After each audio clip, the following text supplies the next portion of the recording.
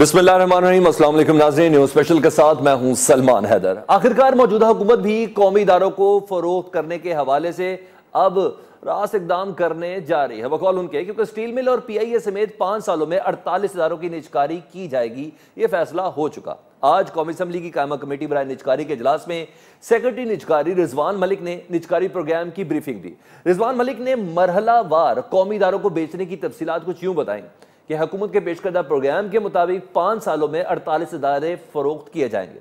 Secretary निजकारी ने बताया कि 1 से 1.5 साल में 7 इदारों की निजकारी की जाएगी, लेकिन इसमें अभी PIA और स्टील मिल शामिल नहीं है। LNG के 2 पावर प्लांट्स पहले मरले में फरोख्त होंगे। हवेली, बहादुर शाह, बल्लो की पावर प्लांट्स की भी निजकारी की जाएगी, जबकि पहले मरले में ही women bank, SME bank, Jinnah convention centre, Lahore international airport, Mari और लाखड़ा की निजकारी की जाएगी, जबकि दूसरे मरले में 41 इदारों को फरोख्त किया जाएगा। यूं ये सारा अमल 3 से 5 साल में मुकम्मल होगा। सेक्रेटरी निजकारी कमीशन रिजवान मलिक के मुताबिक पाकिस्तान स्टील के बंद होने से हुकूमत को माहाना 40 करोड़ रुपए का नुकसान हो रहा है। पाकिस्तान स्टील को पब्लिक प्राइवेट पार्टनरशिप पर फरोख्त किया जाएगा। इसके लिए उन्होंने होप जो दी है, वो कह रहे कि चीन और रूस की 5 से 6 कंपनियां हैं जिनसे उनकी बातचीत चल रही है। नए सरमायाकार पाकिस्तान स्टील की जो पैदावारी सलाहियत है वो 11 से बढ़ाकर 35 लाख टन सालाना तक करना चाहते हैं। सेक्रेटरी निजकारी कमीशन के मुताबिक नून लीग की हुकूमत ने 2013 से 2018 तक 5 इदारे महज 173 अरब रुपए में फरोख्त किए थे, जबकि पीपल्स पार्टी के टेन्योर की बात करें 2008 से 2013 के दरमियान था, सिर्फ 1 इदारे की निजकारी हुई थी। मुस्लिम लीग काफ का जो दौर था 2002 से 2007, इस दौर में 38 इदारों को 377 अरब रुपए में निजकारी की गई थी। सेक्रेटरी निजकारी का कहना है कि PI के नुकसानात 450 अरब रुपए तक हैं और मौजूदा हालात में PIA को कोई भी नहीं खरीदेगा। ये तो था हुकूमत का प्रोग्राम और गुज़िश्ता हुकूमतों के आदादोशुमार हमने आपसे शेयर किए, लेकिन पाकिस्तान तहरीक इंसाफ कौमी इदारों को कौमी असासा करार देती थी, स्पेशली मुस्लिम लीग नून के दौरे हुकूमत में। जब भी ये कोशिश की गई कि कुछ इदारों को प्राइवेटाइज किया जाए या निजकारी की तरफ उनको रखा जाए, तो पाकिस्तान तहरीक इंसाफ हमेशा से आवाज़ बुलंद करती थी कि नहीं, ऐसा नहीं होना चाहिए, ये निजकारी मुल्क के लिए नुकसानदेह थी। हमेशा से यही कहते रहे हैं, दावे करती रही कि अगर इन इदारों को चलाने वाले लोग ईमानदार आ जाएं तो सब ठीक हो जाएगा। मगर अब बाजी की हुकूमतें क्या करती रहीं या क्या नहीं करती रहीं, कोशिशें करती रही, ये बात तो है। नून लीग की हुकूमत का मौक़िफ़ ये रहा है कि बाज़ इदारों की निजकारी मजबूरी सही लेकिन ज़रूरी है। उस वक्त इमरान खान और उनकी टीम निजकारी को तनकीद का निशाना बनाते रहे थे।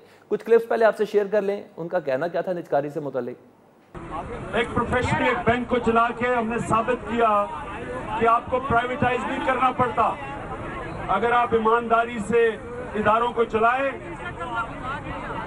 अगर आप ईमानदारी से इदारों को चलाएं, ये इदारे मुल्क का एहसासा बनते हैं। इमरान खान आज इस मामले पर बात तो कर रहे हैं। पता चल रहा है कि मुस्लिम लीग नून की हुकूमत को तनकीद का निशाना बनाते थे निजकारी के हवाले से। हमारे साथ मौजूद हैं साबिक गवर्नर हुसैन मोहम्मद जुबैर साहब, उनके पास निजकारी का कलमदान भी रहा है। बहुत शुक्रिया जुबैर साहब आपके वक्त का। जुबैर साहब, 48 इदारे बिकने जा रहे हैं अगले 5 सालों में। हुकूमत कौमी इदारों के बिकने की जिम्मेदार साबका हुकूमतों खसूसन मुस्लिम लीग नून को ठहराती है, यानी आपकी हुकूमत को ठहराती थी। क्या आप लोगों ने इदारों को तबाह कर दिया, इस नहज पर पहुंचा दिया कि अब कोई खरीदने के काबिल भी नहीं है? क्या कहेंगे आप हुकूमत के इस मौके पर, क्योंकि आप चेयरमैन निजकारी कमीशन भी रहे हुए हैं? जी, थैंक यू वेरी मच, आपने मौका दिया। एक बात ये है कि देखें, निजकारी का जो अमल है सिर्फ पाकिस्तान में नहीं, हर जगह एक बहुत ही सेंसिटिव मामला है और ये कभी भी ये चीज़ स्मूथ नहीं रही है, क्योंकि इससे जाहिर है बहुत एक लेबर का रिएक्शन होता है। मुलाजमीन हमेशा समझते हैं कि अगर कौमी इदारे को प्राइवेट सेक्टर में दिया जाएगा तो उनकी जो गारंटीड जॉब्स हैं और वो तमाम मराहत हैं वो ख़त्म हो जाएंगी या कम हो जाएंगी। और इसी तरह से बहुत से लोगों का एक जनरल फिलॉसफी है जिसमें पाकिस्तान तहरीक इंसाफ भी शामिल है कि वो एक समझते हैं कि कौमी इदारों को ठीक किया जा सकता है। अब ये एक ओपिनियन है और ये ओपिनियन सर आंखों पर। अब हमारा मौक़िफ़ हमेशा से ये रहा है पाकिस्तान मुस्लिम लीग नवाज का, और मेरा पर्सनल मौक़िफ़ ये रहा है और अब भी है कि जो कमर्शियल ऑर्गेनाइजेशंस हैं वो बेस्ट रन हो सकती हैं उन लोगों से जो इस चीज़ को चलाने की सलाहियत रखते हैं और जिनको मार्केट डायनेमिक्स का अंदाज़ा होता है और जिनके लिए स्टेक बहुत हाई होते हैं कि जी अगर वो इदारे को ठीक तरह से नहीं चलाएंगे तो खसारा होगा, और खसारा बर्दाश्त करना ओनर के लिए, ये शेयर होल्डर्स के लिए काबिल कबूल नहीं होगा। 1 साल तो होगा, 2 साल तो होगा, ये तो नहीं हो सकता कि साल हर साल। लेकिन अब ये है कि चूंकि वो मेरी और आपकी जेब से तो जा रहा है पैसा, जो खसारे वाले इदारे हैं, लेकिन हमें डायरेक्टली महसूस नहीं होता। इसलिए हम बेफिक्र हैं कि जी हम बस ये कहते हैं कि जी ठीक हो जाएगा। यानी हुकूमत की डायरेक्शन पर हम मुतमईन है, क्योंकि हमने माजी में देखा पीआईए की सिर्फ बात ही हुई थी तो पीआईए के एक मुलाजिम को गोली तक लग गई थी, वो शहीद भी हुआ था। इतना जबरदस्त किस्म की रेजिस्टेंस आती है जब इदारों को प्राइवेटाइज करने के लिए ऑन ग्राउंड कुछ करने का आगाज किया जाता है। उसमें रेजिस्टेंस में जो सबसे ज्यादा इम्पोर्टेंट, बहुत से स्टेक होल्डर्स होते हैं जिसकी सपोर्ट हुकूमत को चाहिए होती है इदारे को, किसी भी इदारे को प्राइवेटाइज करने के लिए। एक तो अपोजिशन है, जो कि अपोजिशन के बगैर उनकी रजामंदी या उनको ऑन बोर्ड लिए बगैर जनरली आपके लिए बहुत ही ज्यादा मुश्किल हो जाता है। एटलीस्ट 2/3 तो आपको चाहिए होता है। दूसरे होते हैं मुलाजमीन या यूनियन जो उनको रिप्रेजेंट करती हैं।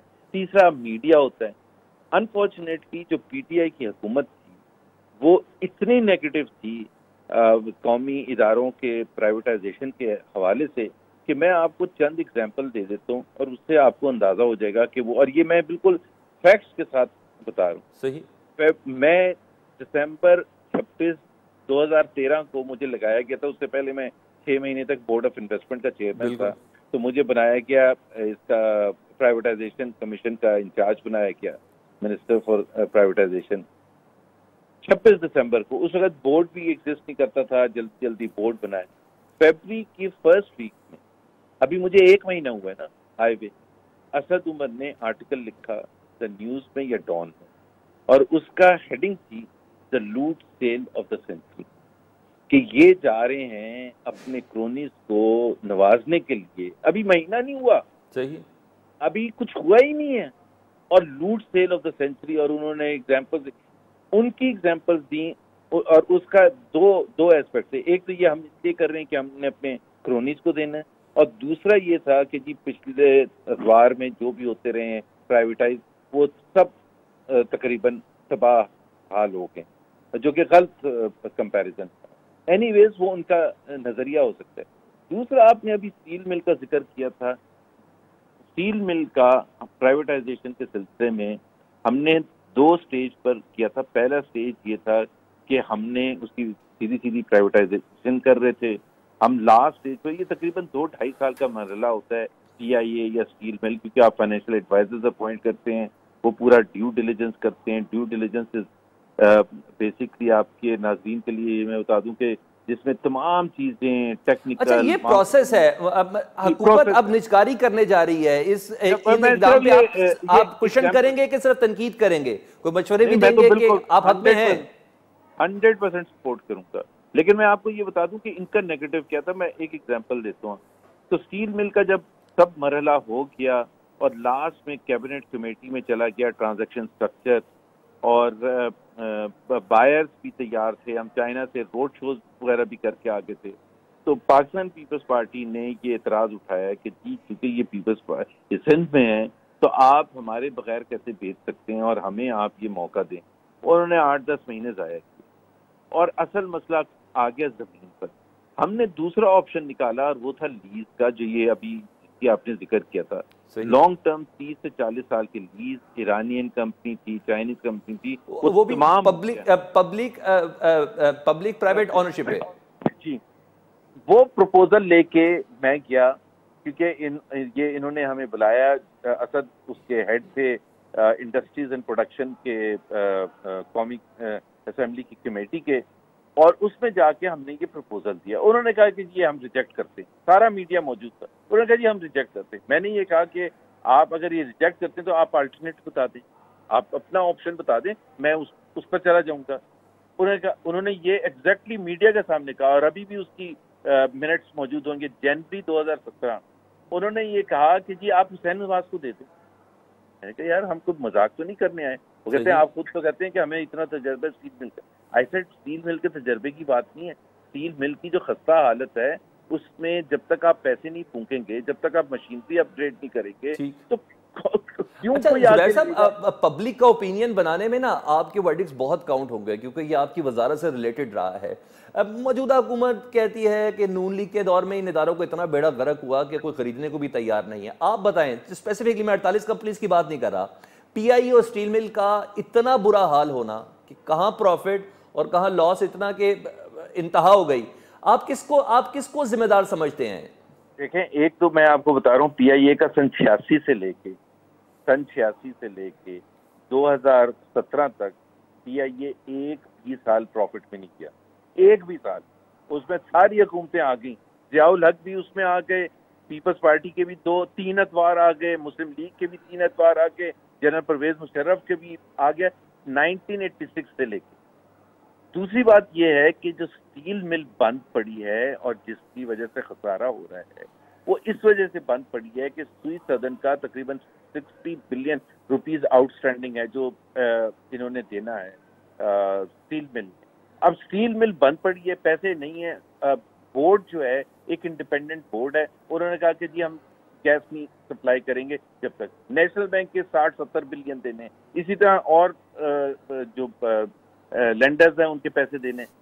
तो it has to be a comprehensive solution. दूसरी बात मैं आपको बता दूं, मैं तो आपको ये यकीन के साथ कह रहा हूँ, मैं सबसे आगे बढ़ के अपनी पार्टी की तरफ से आज अभी ऐलान कर रहा हूँ कि जी हम 100% सपोर्ट करेंगे। पीपल्स पार्टी का क्या करेंगे? इन इदारों में तो मैक्सिमम भर्तियां उन्होंने की हैं अपने वोटर्स और सपोर्टर्स की। देखें, बात यह है, मैं आपको जो आपने पीआईए का जिक्र किया था, 2 अनफॉर्चुनेटली मुलाजमीन शहीद भी हो गए थे, बिल्कुल वो लास्ट मरहला था कि जब उन्होंने स्ट्राइक कर दी थी और तमाम जहाज ग्राउंड हो गए थे। बिल्कुल हमारा बिल्कुल हम एंड पर आ गए थे, पालपा तक मिल गई थी उनसे। और उसके बाद हमने जब वो स्ट्राइक कर चुके थे तो हम वापस गए वहां पीआईए के यूनियन के पास, और मेरे घर में यहाँ इजलास हुआ फरवरी 2016 की शायद बात है या 15 की, और उसमें सबसे पहले कॉकपिट 2 ने ओके किया। कि मेरी लॉजिक ये थी कि यार बात सुने, अगर आपको एक अच्छी एयरलाइन ओन करेगी, पीआईए का ही नाम रहेगा, और आप A380 चलाएंगे, यहाँ रह के आप अगले 50 साल उस जैसा जहाज नहीं चला सकते। ठीक है, तो आपका क्या मसला है? So we were able to convince and the strike was called out. But उसके लिए हमें नेशनल असेंबली से 2/3 मेजोरिटी चाहिए थी, because PIA is run through an article जो असेंबली ने 1956 में पास किया था। 1956 का एक एक्ट है, तो वो रिवर्स करना था। एक कमेटी बनी, ऑपोजिशन ने कहा come over a dead bodies, we will not approve, चाहे लॉस होता रहे। तो वो इस वजह से नहीं, उनके एहतजाजी कैंप में शरीक हुए थे कि ये नहीं होना चाहिए। वाले इसलिए पीटीआई वाले इसलिए कर रहे थे कि उनको कोई इंटरेस्ट नहीं था पाकिस्तान से, वो चाहते थे कि ये हुकूमत बर्बाद हो और गिरे। मैं आपको एक और एग्जांपल बताता हूँ, ओजीडीसी की हम ट्रांजैक्शन कर रहे थे, रोड शोज कर रहे थे, ये हम लंदन में थे और हमने 10 और कंट्रीज में जाना था, इन्होंने जाके स्टे ऑर्डर ले लिया Peshawar high court, and we were like fools there कि यार आप एक कैपिटल मार्केट ट्रांजैक्शन जिसका निचकारी से कोई ताल्लुक नहीं, आप वो नहीं करने दे रहे। तो मेरे लिए तो एक ही हल है, अगर इन्होंने फैसला किया है सर आंखों पर, हम बिल्कुल सपोर्ट करेंगे, हम बिल्कुल वो सियासत नहीं करेंगे जिससे इदारे और तबाह। ठीक है, तो अच्छा आप इस हद तक सपोर्ट पे हैं, अगर ये निचकारी पे लग गए तो आप कतन असद उमर से नहीं पूछेंगे यार मुझे एक भी ना हुआ था, तुमने कॉलम पूरा लिख दिया कि हम जरूरत से ज्यादा किसी को फायदा पहुंचाने की कोशिश कर रहे हैं। मैंने फिर अपनी उसका जवाबी कॉलम लिख दिया था। अच्छा लेकिन मैं वो वाली सियासत नहीं करता कि जिसमें हम जबरदस्ती कुछ करें। अनटिल अनलेस मैं अगर इतराज करता हूं तो मैं ये जरूर कहूंगा कि इससे अच्छा ये वाला सोल्यूशन। अच्छा, साकिब निसार साहब ने तो, जो साबिक चीफ जस्टिस है, उन्होंने तो कोई रखना नहीं डाला था इसमें। नहीं, कोर्ट्स इनफैक्ट वो जो मैंने आपको बताया था कि स्टे पेशावर हाई कोर्ट ने दे दिया था बगैर सोचे समझे, बगैर अंडरस्टैंड किए हुए कि इस वक्त हमारी international reputation is at stake, वो स्टे दिया था, उसको रिवर्स सुप्रीम कोर्ट ने ही किया था उसके 2 हफ्ते के बाद। तो उस वक्त साकिब निसार तो चीफ जस्टिस नहीं थे, बट बेंच था, पता नहीं 3-4 मेंबर्स का बेंच था, मुझे नहीं पता उसमें साकिब निसार थे या नहीं, बट सुप्रीम कोर्ट ने कुछ भी नहीं बीच में रखना डाला था। आई मीन हाँ, असेंबलीज में, स्टैंडिंग कमेटीज में बार बार हमें बुलाया जाता था पब्लिक अकाउंट्स कमेटी में, हमने प्रेजेंटेशन जो हमने मुतमईन करने की कोशिश की थी, जो मैं आज भी पाकिस्तानी अवाम को और मीडिया को कहता हूँ कि अगर किसी को कंसर्न है कि जी ये अपने पसंदीदा किसी को बेच रहे हैं, तो आपको प्रोसेस देखना चाहिए कि ये प्रोसेस क्या है, उसमें चेक्स एंड बैलेंसेस क्या हैं, कंट्रोल्स क्या हैं, डिसीजन मेकिंग प्रोसेस है क्या, और उसमें अगर कोई गैप है तो आप बताएं कि सर पीपल्स पार्टी को क्या मशवरा देंगे, क्योंकि बिलावल भुट्टो स्टील मिल और पाकिस्तान इंटरनेशनल एयरलाइन के हवाले से बड़ा एक क्लियर स्टांस रखते हैं। वो कहते हैं हम बिल्कुल हक में नहीं है इनको प्राइवेटाइज करने के। आपकी मुस्लिम लीग नून की अगर सपोर्ट रही तो 1/3 मेजोरिटी तो मिल जाएगी, 2/3 मेजोरिटी असेंबली में, लेकिन पीपल्स पार्टी को भी तो कन्विंस तो करना है ना। एजिटेशन तो नहीं शुरू हो सकते, उनके बेबहाक कारकुनान है पीआईए के अंदर।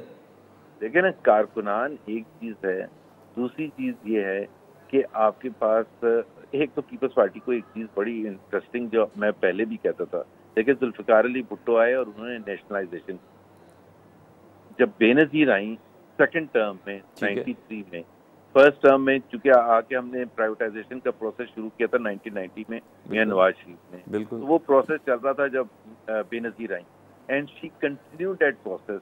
तो अभी आप अगर said, you know what she famously said and that is historic, she said, उनसे जब ये कहा गया कि आपके वालिद साहब ने तो नेशनलाइज किया था और आप उन्हीं इदारों को वापस प्राइवेट सेक्टर में दे रहे हैं, तो she said it was good then, now the privatisation process is the way the world is moving, and that's absolutely right.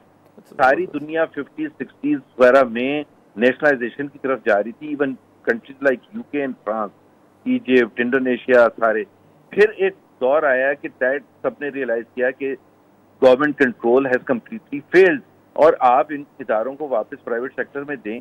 देखें, उसमें दो चीजें होती हैं, एक तो ये है कि सपोज करें कि वो सक्सेसफुल नहीं होता, जो असद उमर का आर्गूमेंट रहा है कि जी वो नहीं चला सकेंगे और वो फिर पता नहीं क्या करते हैं, बंद कर देते हैं, तो आपका कोई कंट्रोल हो सकता है वो हो, लेकिन सबसे बड़ी बात यह है कि जो पैसा डूब रहा है, जो हमारी जेबों से जा रहा है, वो तो इमीडिएटली खत्म हो जाता है। सही, कम से कम आपकी ब्लीडिंग तो बंद हो जाती है। यानी आपकी अनकंडीशनल सपोर्ट है असद उमर के लिए नहीं, यानी पूरी मुस्लिम लीग नून की है? एब्सोल्युटली, पूरी मुस्लिम लीग नून की सपोर्ट होगी 100%, मोर देन 100%। और अभी 1 से 1.5 साल में 7 कंपनियां प्राइवेटाइज होनी है और 3 से 5 साल में 48, तो पाकिस्तान पीपल्स पार्टी के लिए कंफर्ट जोन बनाने के लिए आप क्या मशवरा देंगे असद उमर साहब को? एक तो ये जो 7 कंपनीज प्राइवेटाइज होनी है ना, ये 1 से 1.5 साल में, इसका जो 95% काम है, जो स्टार्ट होता है अपॉइंटमेंट ऑफ फाइनेंशियल एडवाइजर से और फिर वो ड्यू डिलिजेंस प्रोसेस शुरू करते हैं, तो ये फर्स्ट वुमेन बैंक, ये सारे इदारे, ये सब ड्यू डिलिजेंस प्रोसेस हो चुका है। तो मैंने मशवरा भी दिया था, क्योंकि जो बोर्ड है इस वक्त प्राइवेटाइजेशन कमीशन का, एक जो अच्छी चीज की है इस हुकूमत ने, जो मैंने बोर्ड बनाया था उसका एक शख्स भी चेंज नहीं किया। तो मैंने उन बोर्ड के मेंबर्स को कहा था कि यार क्यों हुकूमत का खर्चा दोबारा करवा रहे हैं, वो ड्यू डिलिजेंस प्रोसेस है। ड्यू डिलिजेंस होती क्या है? इट्स एन इंस्टीट्यूशनल मेमोरी जो आपके पास आ जाती है लिखी हुई कि हर ड्यू, टेक्निकल, फाइनेंशियल, HR, हर चीज पे आपके पास है। तो वहां से प्रोसेस को आगे लेके जाएं, और आगे लेके जाने का मतलब ये है कि वो cut down the entire process by at least year और सो, और उसको आप 6-8 महीने में प्राइवेटाइज कर सकते हैं। आपने वो ट्रांजैक्शन स्ट्रक्चर बनाना है और कैबिनेट कमेटी को पेश करना है। कैबिनेट कमेटी अगर अप्रूव करती है तो आपने मार्केटिंग नहीं, हमें लगता है कि आपके मशवरों को असद उमर साहब मानना शुरू हो गए हैं किसी हद तक। हमारी इकोनॉमी है थोड़ी स्ट्रांग हो रही है, ये मशवरों का सिलसिला जारी रखेंगे आप? मशवरों का सिलसिला जारी रखेंगे। PTI में भी 2 मौक़िफ़ हैं। मुझे पता है कि उस वक्त भी कुछ लोग थे, मैं नाम नहीं ले सकता अभी उनको एम्बैरेस करने के लिए, जो मुझे आगे कहते थे कि यार खुदा के लिए असद को कहें कि ये प्राइवेटाइजेशन के अगेंस्ट ना हो। वो इमरान को जो बोलता है इमरान बात मान लेता है, कल को हमारी हुकूमत आएगी तो हमारे गले पड़ेगा। सही। तो बात यह है कि अगर स्टील मिल को एक 5 साल के बाद हम चलता हुआ देखते हैं जिस तरह से भी, तो हमें तो खुशी सबको होनी चाहिए, पूरे पाकिस्तान को खुशी होनी चाहिए। Same goes for PIA, same goes for other entities. But अगर आप इसको टर्न अराउंड करने की कोशिश करेंगे, मैं लास्ट बात ये कर दूं कि अगर आपने टर्न अराउंड करने को, असद के साथ जो मेरी बहस होती रही है, तो वो कहते हैं कि जी आप टर्न अराउंड हम कर सकते हैं। मैंने कहा आपने टर्न अराउंड कर दिया, अगली हुकूमत आई पीपल्स पार्टी की, मिसाल के तौर पर या मुस्लिम लीग की आई, और आपके बकौल हम तबाही में चाहते हैं, हम तबाही फिर शुरू कर देंगे, फिर आप आएंगे 10 साल 15 साल के बाद फिर ठीक करना शुरू करेंगे। How can this cycle continue? एक या तो ये तो नहीं आप क्लेम कर सकते कि नेक्स्ट 100 साल पीटीआई की हुकूमत रहेगी, भाई दूसरे आएंगे आपके बकौल वो तबाही करते हैं तो वो तो फिर तबाही शुरू। ये इल्जामात तो चलते रहेंगे। बहरहाल बहुत शुक्रिया साबिक गवर्नर सैयद मोहम्मद जुबैर साहब, साबिक चेयरमैन निजकारी कमीशन भी रहे हैं, और हुकूमत का जो इनिशिएटिव है, मुस्लिम लीग नून का ये स्टांस है कि 100% हुकूमत के कंधों के साथ कंधा मिलाएंगे। खूबसूरत यूटर्न है पाकिस्तान तहरीक इंसाफ का, जिसमें मुस्लिम लीग नून इनके साथ है। यहाँ वक्त तो एक ब्रेक का, ब्रेक के बाद दोबारा हाजिर होते हैं।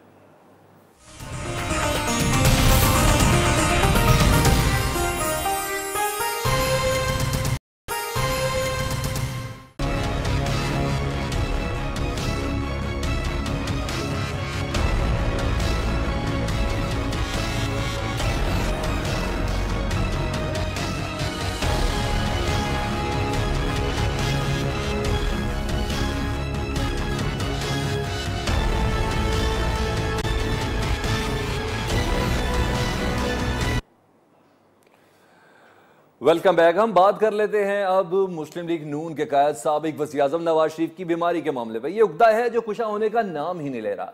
एक तरफ की इतलात है कि सब कोशिशें करते रह गए, लेकिन मियां नवाज शरीफ अस्पताल मुंतकिल नहीं हुए। सख्त मौक़िफ़ अपना लिया है। वालदा और अहले खाना के दीगर अफराद के साथ मुलाकात में कहा कि इज्जत की मौत को तरजीह दूंगा, इलाज की भीख नहीं मांगूंगा, किसी किस्म की कोई तज़ीक अब कबूल नहीं है। यानी अपने इलाज से मुतल्लिक़ उनका मौक़िफ़ है कि मेरी दरअसल तज़हीक की जा रही है। नवाज शरीफ का कहना था कि उन्हें सिर्फ तंग किया जा रहा है। वालदा भी इतला दिए हैं कि मना नहीं पाई, ताहम उन्होंने यह कहा है कि कुछ सोचने के लिए वक्त मांग लिया है। क्या नवाज शरीफ जिद पर अड़ गए हैं? आखिर मियां नवाज शरीफ चाहते क्या है? उनकी सेहत यकीनन अहम मामला, लेकिन क्या हुकूमत इस मामले को उलझा रही है? अहम सवाल है। सवाल तो यहाँ हम मियां साहब से करने का भी इस्तेहकाक रखते हैं कि 2 बार वज़ीर आला पंजाब, 3 बार वज़ीर आज़म पाकिस्तान, बड़े बड़े अस्पताल तो ऐसे होने चाहिए थे कि जहाँ एक छत तले लोगों को हर तरह के इलाज की सहूलतें मिलती। लेकिन खैर, ये मौका इस बात को जानने का नहीं है। मियां नवाज शरीफ साहब आखिर चाहते क्या है? उनकी जिद में वाकई तज़हीक की वजह है या उनकी कोई और मसलहत? इस मामले पर आज पंजाब असम्बली में भी हंगामा हुआ, नारेबाजी भी हुई। अपोजिशन ने मियां साहब के इलाज के लिए असम्बली में तहरीक इल्तवा तक जमा करा दी। इस सारे मामले पर बात करते हैं मुस्लिम लीग नून के रुकन पंजाब असम्बली मलिक मोहम्मद खान साहब हमारे साथ मौजूद होंगे, जबकि पाकिस्तान तहरीक इंसाफ के वज़ीर port and shipping Ali Zaidi साहब भी हमारे साथ मौजूद होंगे। अली साहब, सबसे पहले आपसे ही बात कर लें।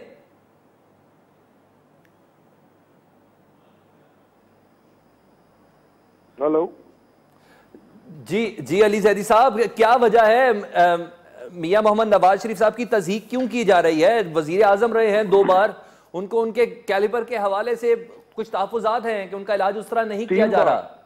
3 बार, 2 बार नहीं, 3 बार वज़ीर आज़म रहे हैं। 3 बार वज़ीर आज़म रहे। आपको दरख्वास्त करूंगा, उनकी तबीयत ठीक नहीं है तो अस्पताल में एडमिट हो जाए, उनका इलाज होगा। लेकिन ये अब आप कहें कि जी मैं क्या चाहते हैं, वो क्या सिर्फ उनका दुनिया में इलाज बाहर ही हो सकता है, पाकिस्तान में नहीं हो सकता? मतलब जेल से लंदन चले जाएंगे या बाहर चले जाएंगे? यहाँ ये तो उन्होंने कभी भी नहीं कहा कि मुझे लंदन भेज दें। फिर वो क्या चाह रहे हैं? उनको कार्डियोलॉजी का मसला, आप सर्विस अस्पताल दाखिल करते हैं, उनको कार्डियोलॉजी का मसला आप जिना हॉस्पिटल दाखिल कर देते हैं। तो फिर कार्डियोलॉजी का मसला वही होता है ना, और कहाँ होगा? तो उसी के अस्पताल में दाखिल करूंगा ना। वो तो कार्डियोलॉजी हॉस्पिटल ही अलहदा है। अगर उनको खुदा ना खासा दिल की बीमारी, अल्लाह करे उनकी सेहत ठीक हो, मैं तो नहीं चाहता कि कोई बीमार हो, सेहत याबी के लिए दुआ गो हूँ, लेकिन अगर उनकी तबीयत ठीक नहीं है तो उनको अगर अस्पताल में भेज रहे हैं तो जाएं। तो प्रॉब्लम मुझे समझ में नहीं आ रही है क्या, वैसे वो क्या चाह रहे हैं, उनको कोई कौन से अस्पताल में जाना चाह रहे हैं? चले मलिक साहब से पूछ लेते हैं। जी मलिक साहब, मियां साहब लगता है जिद पे अड़ गए हैं। पाकिस्तान तहरीक इंसाफ को तो समझ ही नहीं आ रही कि मियां साहब चाहते क्या है, आप बता दें। नहीं, देखिए मामला ऐसे है नहीं। मामला ये है कि अभी तक हुकूमत ने उनको इलाज की सहूलत मुहैया नहीं की, और अगर की भी है तो इस अंदाज में की है जिससे उनको कोई उसकी कोई इफादियत नहीं थी, उससे कोई उनको अफाका नहीं हुआ। उनकी नॉन मेडिकल कंडीशन है, जो सबको पता है कि उनकी एक नॉन मेडिकल कंडीशन है। आज से 2 साल पहले वो एक मेजर सर्जरी से भी गुजरे हैं। फिर उसके बाद जब इनको ये तकलीफ एंजाइना पेन्स हुए तो मेडिकल बोर्ड कॉन्स्टिट्यूट हुआ। पहली मेडिकल बोर्ड की सिफारिशात पर ही हुकूमत अमल कर लेती, नहीं किया। फिर कहा कि ये अभी इनकंक्लूसिव है, दूसरी करवानी है। तो दूसरा मेडिकल बोर्ड तश्कील दे दिया। उसने एक फर्दर इन्वेस्टिगेशंस की बात की और उस पर कुछ उन्होंने अपनी तजावीज़ दी कि इस तरह से इनका इलाज किया जाना चाहिए, उस पर भी अमल दरामद नहीं किया। और तजावीज़ क्या थी? यही कहा ना, इस उम्र के इस हिस्से में इतना ही दिल को खतरा होता है जितना किसी एक आम आदमी को हो सकता है। मियां साहब को क्रॉनिक ऐसा मर्ज है नहीं? नहीं, ऐसे नहीं है। मेरा ख्याल में आपको पूरी तफसील अगर आप मुझे इजाजत दे दें तो मैं काइंडली मुझे मौका दे दें। जी प्लीज। देखिए, उनकी पहली रिपोर्ट ने थेलियम टेस्ट सजेस्ट किया था कि इसको, क्योंकि उनकी एक बड़ी कॉम्प्लिकेटेड एक एरियल पिल्फिब्रेशन का केस है जो कि normally out of so many cases ये हार्ट डिजीज के साथ नॉर्मल तरीके से वो नहीं है, उसकी बड़ी कॉम्प्लिकेटेड ट्रीटमेंट है। इस पर डॉक्टर्स ने सजेस्ट किया कि उनका एक थेलियम स्कैन होना चाहिए जो कि back with cardiac support unit होना चाहिए, जो कि जिन्हें हॉस्पिटल में नहीं था, जिस पर इतराज उठाया गया। भेजना तो उनको पीआईसी चाहिए था, इन्होंने सर्विसेज हॉस्पिटल भेज दिया था। उन्होंने पहली बार कहा कि यार ये क्या मजाक है, मुझे अगर एक हार्ट की प्रॉब्लम है और उसके लिए मुझे एक आप जनरल हॉस्पिटल में भेज रहे हैं जहाँ की कार्डिक की फैसिलिटी नहीं है, क्योंकि वो हर हॉस्पिटल में नहीं होती, तो एक स्पेशलिस्ट आपको पता है हॉस्पिटल उसके लिए चाहिए होते हैं। तो उस पर यह कहा गया कि जी प्रिजन रूल्स परमिट नहीं करते, पहले आपको इसी जेल में जाना इसी प्रिजन रूल्स के ताबे इसी हॉस्पिटल में जाना पड़ेगा। चले, मान ली बात, वहाँ सर्विसेज हॉस्पिटल चले गए, वहाँ पे तीसरे बोर्ड की जरूरत ही नहीं थी, तीसरा बोर्ड कॉन्स्टिट्यूट कर दिया और फिर कहा कि जी उस बोर्ड ने ये रिकमेंड कर दिया है कि इनको फौरी तौर पे एंजियोग्राफी करनी चाहिए, तो एंजियोग्राफी भी नहीं की। मकसद ये है कि उनको बिल्कुल खराब किया जा रहा है। एंजियोग्राफी का उन्होंने खैर खुद फैसला नहीं किया था। मैं इस बात को थोड़ा सा समअप करता हूं, फिर अली ज़हरी साहब के पास जाता हूं। अगर पीआईसी हुकूमत पंजाब साबिक वजीर आजम साहब को शिफ्ट कर दे इलाज के लिए, तो फिर तो उनकी जिद टूट जाएगी, आप ये समझते हैं? नहीं, देखिए, यहाँ अब मामला आज आपके सामने जो सूरत हाल है, उनकी पूरी फैमिली ने उनसे स्ट्रेस किया कि आप हॉस्पिटल शिफ्ट हो जाएं, एंजाइना पेन्स के साथ कोई नुकसान का खतरा हो सकता है, लेकिन समहाउ अभी तक हमारे पास आने वाली इतलात के मुताबिक वो हॉस्पिटल शिफ्ट नहीं हुए। तो let's see what it is, अभी कल तक पता चल जाएगा। जी ठीक है। अली ज़हरी साहब, 5-5 बोर्ड बना के मियां मोहम्मद नवाज शरीफ की सेहत को कंफ्यूज ही इतना कर दिया गया है कि कहा जा रहा है कि उनको दिल का कोई ऐसा मेजर आर्जा नहीं है, ओपन हार्ट सर्जरी हुई है उनकी, बाईपास हुआ हुआ उनका। जहां तक मेरी इतला है वो खुद नहीं जाना चाह रहे। वजह ये तो उनसे पूछे, मुझे क्या पता। उनको जिस अस्पताल में जाना है वो लिख के दे दें। शरीफ मेडिकल भी तो उन्होंने बनाया था। मतलब मुझे एक बात समझ में नहीं आ रही कि यही कौम सारे पाकिस्तान की जो आवाम है वो भागती फिरती है। चले वो प्राइम मिनिस्टर है, वो लिख के बता दें मुझे इस अस्पताल में जाना है पाकिस्तान के, वो क्यों नहीं, वो जहां तक मुझे मेरी इंफॉर्मेशन है वो खुद जाना चाहते। अच्छा, आपको कोई एतराज नहीं है इस सिलसिले में? वो जहां मर्जी चाहे इलाज करवा लें। अगर वो लिख के तो दें, फिर उसके बाद एतराज हो के ना हो, वो लिख के तो दें, बताएं उनको, वकील के थ्रू लिख के दें कि किस अस्पताल में उन्होंने इलाज कराना है। ठीक। यानी कोई उन्हें ऐसा लग रहा है कि जैसे मैं 3 बार वजीर आजम रहा हूं, मेरे पे रहम किया जा रहा है, मुझे मेरे शायाने शान तरीके से मुझे मेरे इलाज के लिए जो मामलात है वो तफवीज नहीं किए गए, वो ये कह रहे हैं। तो अब इसका जवाब मेरे पास है कोई नहीं जी। ठीक, लाखों लोग जेल में सड़ रहे हैं, उसमें से बहुत सारे ऐसे ने कुछ किया भी नहीं है बेचारों ने, उनके केसेस फंसे हुए हैं, ये तो कन्विक्ट हो गए। अब मैं इसका क्या जवाब दूं? मैं तो आपको सिंपल जवाब दे रहा हूँ, लिख के दे अपने वकील के थ्रू किस अस्पताल में उन्होंने जाना। ठीक है जी। मलिक साहब, ये तो बड़ा ओपनली कह रहे हैं कि हमें लिख के दें किस अस्पताल में जाना है, इन्हें किसी किस्म का हुकूमत को कोई एतराज नहीं है। सियासत कहाँ हो रही है? हादसा ये है कि ये बेरहमी की इंतहा पर मामला पहुंच चुके हैं। इंतहाई गैर इंसानी रवैया है। ना तो हुकूमत के पास ये इख्तियार है कि वो अपने तौर पे हमें कहीं भेज सकते हैं। अभी तक हमने जितनी कोशिश की, अली भले मानस आदमी है, मुझे उनका बड़ा एहतराम है, इसलिए मैं ज्यादा सख्त बात कर नहीं रहा उनके साथ बैठे हुए। अगर ये कोई सूबाई हुकूमत पंजाब का मुतलका बंदा होता तो मैं उसको पूरा बताता कि मसला क्या है। ठीक, असल झगड़ा ये है कि जब उनको एक तकलीफ है और उस तकलीफ की वजह से उन्होंने जब ये कहा कि मुझे उस हॉस्पिटल में भेजे, तब कहा गया कि प्रिजन रूल्स परमिट नहीं करते। हमने कहा यार ये तो फंडामेंटल राइट है। उन्होंने कहा जी सस्पेंडेड है, इज कन्विक्ट पर्सन। हमने कहा मान लिया, दुरुस्त है। तो पहले बोर्ड की सिफारिशात पर अमल कर लें, उस पर नहीं किया, सेकंड बोर्ड डिमांड कर दिया। जब सेकंड बोर्ड ने, मैंने आपको जैसे बताया कि काफी कॉम्प्लिकेटेड है उनकी जो हार्ट की डिजीज है, आप किसी कार्डिक सर्जन को ले लें अपने फोन लाइन पे और उनसे पूछें कि इस एरियल पिल्फरेशन का मतलब कार्डिक सर्जरी में क्या होता है, वो किन कंडीशंस में की जा सकती है। जब एक पेशेंट कंप्लेंट कर रहा है कि मेरी एंजाइना की स्ट्रेस है, तो उसको आप भेज रहे हैं जनरल चेकअप के लिए जनरल हॉस्पिटल्स के अंदर, ठीक, तो फिर वो पेशेंट जो है वो एटलीस्ट ये राइट टू एक्सरसाइज कर सकते हैं यार, let me die with honour, Allah माफ करे। तो यही उन्होंने कह दिया, इस पर अब क्या बात करनी है यार। तो मियां तो मलिक साहब आप कन्विंस कर ले, इधर पंजाब हुकूमत की हम गारंटी लेते हैं कि आप सिर्फ हॉस्पिटल बताएं, उस हॉस्पिटल में एडमिट करा दें, उनके इलाज को भी पूरा मॉनिटर करते हैं। मैं आपको आज की बात बता रहा हूँ, इनकी गारंटी की बात ये है कि जो जेल मैनुअल है, क्या ये other than the legal permissible act को हुकूमत वो एक्ट कर सकेगी? क्या जेल ब्रेक करेगी जाके? क्या यहाँ पे कुछ 4-6 फयाजुल हसन चौहान जैसे गुंडे भेजेंगे जो जाके जेल तोड़ के मियां नवाज? फिर अगर इनके पास इस्तेहकाक नहीं है तो फिर पीटीआई पे इल्जाम क्यों दे रहे हैं आप लोग? हम कब दे रहे हैं? हम कह रहे हैं कि जो इनका हक बनता है वो तो एज गवर्नमेंट इनको करना चाहिए ना, ये तो वो भी नहीं कर रहे। जो ट्रीटमेंट एक मेडिकल बोर्ड की सिफारिशात हैं उस पर तो अमल करें बाबा, हम और क्या कह रहे हैं? 5 मेडिकल बोर्ड हैं, किसी एक की मान लें। ठीक है, यानी जी अलीजादी साहब 5 मेडिकल बोर्ड हैं, अब तो मिसालें भी बड़ी बड़ी दे रहे हैं कि अभिनंदन को अगर आप छोड़ सकते हैं, भेज सकते हैं, तो 3 बार वजीर आजम रहने वाले को क्यों नहीं भेजते? आप पे बड़ी जिम्मेदारी है जी। मैंने आपको बड़ा सादा सवाल जवाब दिया है आपके सवाल का, ना मैंने कोई बेरहमी वाली बात की है ना कुछ। बात यह है कि मियाँ साहब ना डॉक्टर है, ना मैं, ना आप, ना मुझे हमारे भाई का पता नहीं है, हो सकता है आपको ज्यादा इल्म हो। मैं आपसे कह रहा हूँ कि मैं क्या कह रहा हूँ, मैं कह रहा हूँ जी 5 बोर्ड बने, अगर 5 बोर्ड में जो भी रिकमेंड किया, अगर मियाँ साहब अपने वकील के थ्रू लिख के दे दें कि मेरा इलाज इस अस्पताल में होना है, उसके बाद हम मतलब इसमें मैं यही कर सकता हूँ ना, मैं तो पंजाब गवर्नमेंट नहीं हूँ, तो मैं ये कह सकता हूँ मैं रिकमेंड कर दूंगा, लेकिन वो बता दें किस अस्पताल में इलाज कराना चाहते हैं, वो ये नहीं बता रहे, बाकी सारी बीमारियों के नाम बता देंगे, तो मैं तो मुझे नहीं फंसा रही ना, ये तो मुझे तो नहीं डॉक्टर तो नहीं हूँ, मुझे तो नहीं पता। अगर उनको हार्ट का कोई इशू है, वो किस अस्पताल में इलाज कराना चाह रहे हैं, वो लिख के दे दें अपने वकील के, इसमें इशू क्या है? अगर बिल फर्ज बहाल उन्होंने कह दिया मैं लंदन भेजे तो भेज देंगे? नहीं, लंदन क्या, पाकिस्तान में, पूरे पाकिस्तान में जो 250 करोड़ लोग रहते हैं वो सारे इलाज कराने लंदन जाते हैं। तो नहीं बने ना इतने अच्छे अस्पताल, तो किसने नहीं बनाए? वो डॉक्टर भी उधर है ना, सर्जरी भी उधर हुई है। इसका जवाब मेरे पास है नहीं भैया जी, इसका जवाब मेरे पास है। जी जी जी मलिक साहब आप जवाब दे दें प्लीज।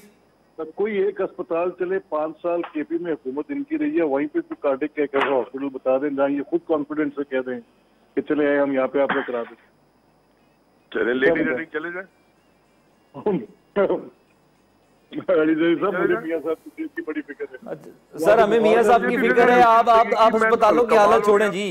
सुनना, वो लेडी रीडिंग के बारे में तो साकिब निसार साहब कह गए जो उन्होंने कहना था, मुझे कुछ कहने की जरूरत।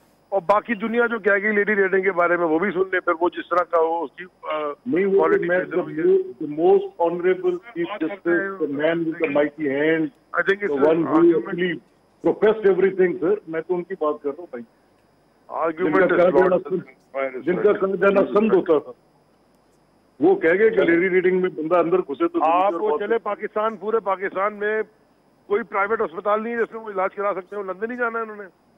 सर, ये ऑन अ सीरियस नोट साहब, ये हमारा मसला ही नहीं है, हम कह रहे हैं कि आप सिफारिशात पे अमल कर लें, हमारी चॉइस को छोड़े, जो मेडिकल बोर्ड ने कहा वो आपके डॉक्टर्स ने उनकी मान।